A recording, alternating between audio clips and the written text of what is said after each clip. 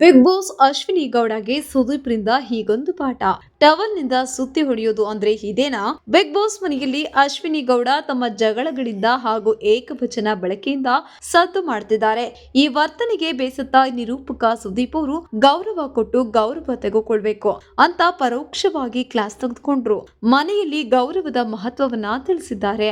ಅಶ್ವಿನಿ ಗೌಡ ಹವಾ. Big boss ನಲ್ಲಿ ಸದ್ಯ ಅಶ್ವಿನಿ ಗೌಡ ಅವರ ಹವಾ ಜೋರಾಗಿ ನಡೆಯುತ್ತದೆ. ಅದರಲ್ಲಿಯೂ ನೆಗೆಟಿವ್ ಕಮೆಂಟ್ ಅವರು ಸೋಷಿಯಲ್ ಮೀಡಿಯಾದಲ್ಲಿಯೂ ಅಲ್ಚಲ್ ಸೃಷ್ಟಿಸುತ್ತಿದ್ದಾರೆ. ಒಂದರ್ಥದಲ್ಲಿ ಇವರಿಂದಲೇ ಬಿಗ್ ಬಾಸ್ಗೆ ಟಿಆರ್ಪಿ ಕೂಡ ಹೆಚ್ಚಿಗೆ ಬರ್ತಿದೆ ಅಂತ ಹೇಳಿದ್ರೆ ತಪ್ಪಾಗ್ಲಾರ್ದು. ಜಗಳ ಎಂಜಾಯ್. ಜನರು ಬೈದುಕೊಳ್ಳುತ್ತಲೇ ಅಶ್ವಿನಿ ಅವರ ಜಗಳವನ್ನ ಎಂಜಾಯ್ ಮಾಡ್ತಿದ್ದಾರೆ.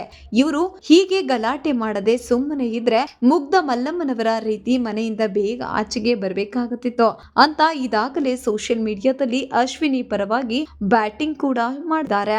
ಅದಷ್ಟೇ ಅಲ್ಲ ವೀಕ್ಷಕರೇ, ಏಕವಚನ ಬಹುವಚನಗಳು.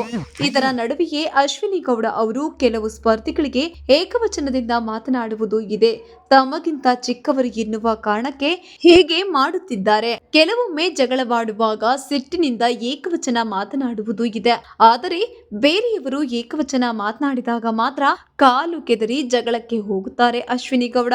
ಗೌರವದ ಪಾಠ.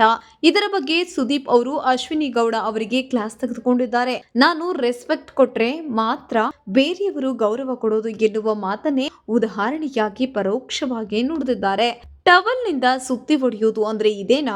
ಹೌದು ವೀಕ್ಷಕರೇ, ಟವಲ್ ನಿಂದ ಸುತ್ತಿ ಹೊಡೆಯೋದು ಅಂದ್ರೆ ಇದೆ ಅಂತ ಕಮೆಂಟ್ ನಲ್ಲಿ ನೆಟ್ಟಿಗರು ಹೇಳ್ತಿದ್ದಾರೆ. ಸೂಚ್ಯವಾಗಿ ಹೇಳಿದ ಸುದೀಪ್, ನಾನು ಚಿಕ್ಕ ಮಕ್ಕಳಾಗ್ಲಿ ಯಾರೇ ಆಗ್ಲಿ ಅವರಿಗೆ ಬಹುವಚನ ಕೊಟ್ಟು ಮಾತನಾಡಿದಾಗ ಅವರು ನಮಗೂ ಹಾಗೆಯೇ ಮಾತನಾಡ್ತಾರೆ. ಮೊದಲು ನಾವು ಗೌರವ ಕೊಡುವುದನ್ನ ಕಲಿಯಬೇಕು ಎನ್ನುವುದನ್ನ ಸೂಚ್ಯವಾಗಿ ಸುದೀಪ್ ಅವರು ಹೇಳ್ತಿದ್ದಾರೆ.